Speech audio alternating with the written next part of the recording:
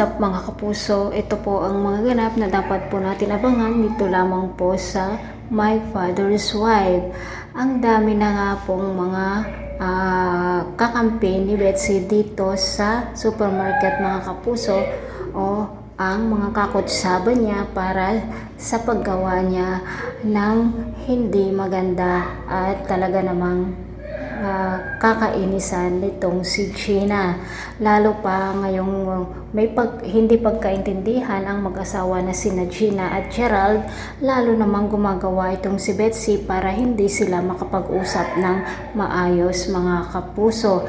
Sinabi nga ni Gerald dito kay Robert na mayroong hindi pagkakanawaan sina Gina at Gerald, ngunit lalo namang nagalit si Robert at sinabi nga po niya na dapat ayusin nila ang pagsasama nilang dalawa at dapat marunong siyang makisama at siya ang gagawa ng paraan dahil nga siya ang lalaki na dapat siya daw ang humendel dito sa kanilang relasyon. Samantala mga kapuso, sa pagkakataong ito na nga ang inaasahan nating lahat, ang magaganap na love affair nina Betsy at Gerald.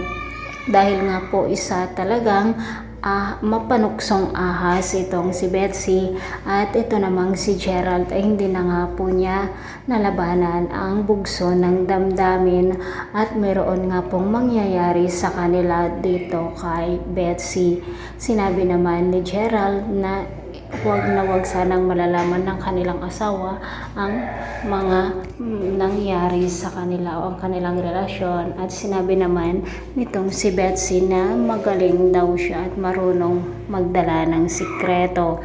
Mga kapuso, hanggang kailan kaya mabibilog ang ulo nitong si Robert at hanggang kailan kaya ang pagtataksil ni na Gerald at Betsy dito sa mag-ama na sina Gina at Robert?